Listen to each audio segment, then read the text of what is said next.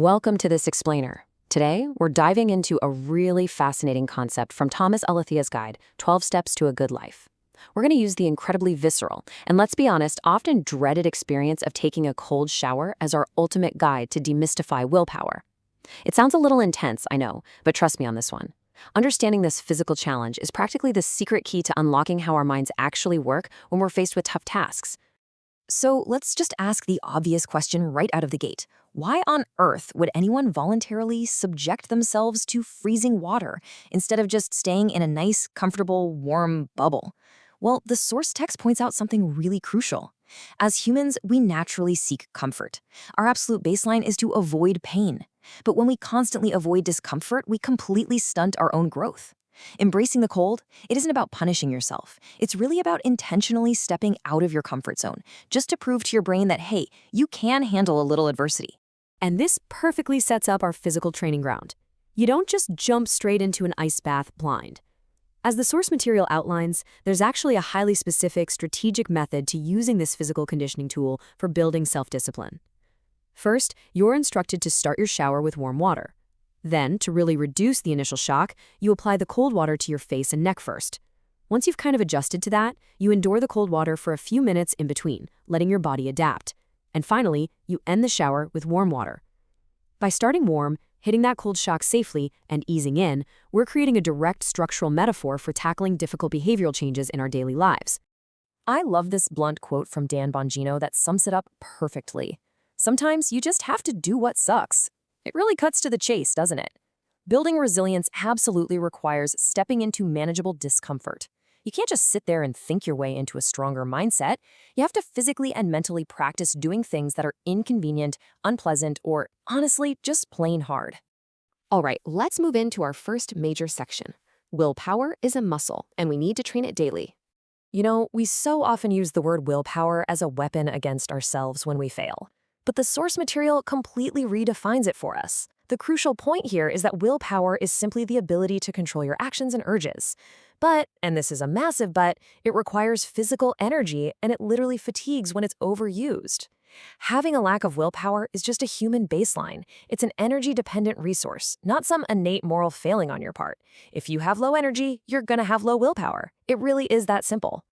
Understanding this comparison is a total game changer for how we view our daily struggles. The old myth tells us that willpower is this endless, magical force of character, and if you fail, well, you're just weak. But the reality, backed by the text, is that willpower is literally like a muscle. It gets tired. We absolutely have to stop punishing ourselves for our failures. Having a little self-compassion is necessary here, because your willpower literally drains away throughout the day as you make decisions and resist temptations. So to help us actually manage this straining muscle, the author provides a fantastic, easy-to-remember acronym, HALTS. That stands for hungry, angry, lonely, tired, or sick. Whenever you experience any of these states, your willpower is at its absolute lowest point. So what's the big takeaway? Avoid making major decisions or trying to tackle your biggest challenges when you hit any letter on this HALTS acronym. That is when your resistance to the cold, both literally and metaphorically, is basically zero. Moving on to section 2, let's talk about the trickster mind and taming the gorilla. Okay, so if willpower is temporary and super easily exhausted, what are we supposed to rely on? Well, first we have to understand the part of us that constantly rebels against the cold. Just imagine trying to steer an 800-pound gorilla that really wants to go right while you desperately want to go left. That gorilla is your unconscious mind. It operates exactly like an unruly child that prioritizes immediate comfort, actively uses procrastination to sabotage your goals, and just desperately wants to avoid the cold shower of life. It takes some immense persistence and strategy to change the direction of an 800-pound gorilla. To actually manage this gorilla, the text outlines 3 fundamental truths of self-discipline. First, you are 100% accountable for your life. Second, part of you does not want self-discipline and honestly never will. And hey, that's completely okay. It's just human nature. And third, discomfort is a necessary part of the process. Accepting these 3 common sense truths really normalizes the struggle. It reminds us that some level of discomfort is practically required if we want to make progress. You don't have to be perfect, you just have to be aware. All right, section 3. Let's dive into the WHOOP method and how to overcome obstacles. Now that we know exactly what we're up against with that gorilla, let's look at a concrete mental framework designed by psychology professor Gabrielle Oettingen. It's built specifically to outsmart it.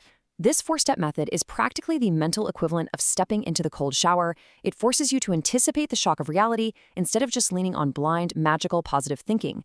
First is wish. Define a realistic goal. Second, outcome. Visualize the actual process of succeeding. Third is obstacle. Identify the very real internal or external roadblocks that are absolutely going to get in your way. And finally, plan. Create an if-then strategy to bypass those roadblocks. That fourth step brings us to this incredibly powerful formula. If this situation happens, then I will take this action. In the text, this is known as an implementation intention. It's brilliant because it allows you to pre-decide your exact response for when your motivation inevitably crashes.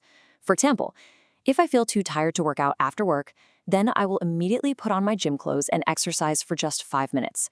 You're literally making the decision before the gorilla even realizes what's happening. That leads us perfectly into section 4, micro-commitments and the immense power of small steps. So, how do we make sure our implementation intentions actually work when we're tired, stressed, and just completely burned out? Well, let's focus on a single, beautifully absurd number, 1. It represents the concept of a micro-commitment. When your brain is absolutely screaming that a task is too difficult, you just shrink the task down to the number 1, like doing just one push-up, writing just one sentence, or enduring just one single second of cold water. The author refers to these as ridiculously small changes. Just think about actions like doing one stretch, one single push-up, marching in place for 30 seconds, or eating exactly one carrot. By scaling your tasks down to these ridiculously small actions, you completely bypass your brain's alarm system, the one that's constantly screaming, "This is way too hard." Your survival instincts totally ignore it because the action is just so incredibly small, allowing you to slip right past your own mental resistance. And here is why this matters so much on a biological level. Small changes actually create new neural pathways in your brain. Over time, these tiny, consistent victories condition your unconscious mind to genuinely enjoy positive change. You are just getting one push-up done, right? You are forging a highly resilient identity. You're actively becoming the kind of person who shows up every single day, no matter what. And finally, section 5, step into the cold and take action today. As we wrap up this explainer, let's tie everything right back to our physical conditioning tool.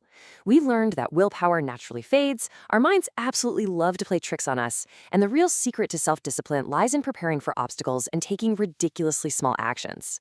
So I want to leave you with this final thought. What is your personal cold shower going to be today? Think about that micro commitment you can make right now to voluntarily step out of your comfort zone. I'll leave you to consider how you're going to build your self-discipline today.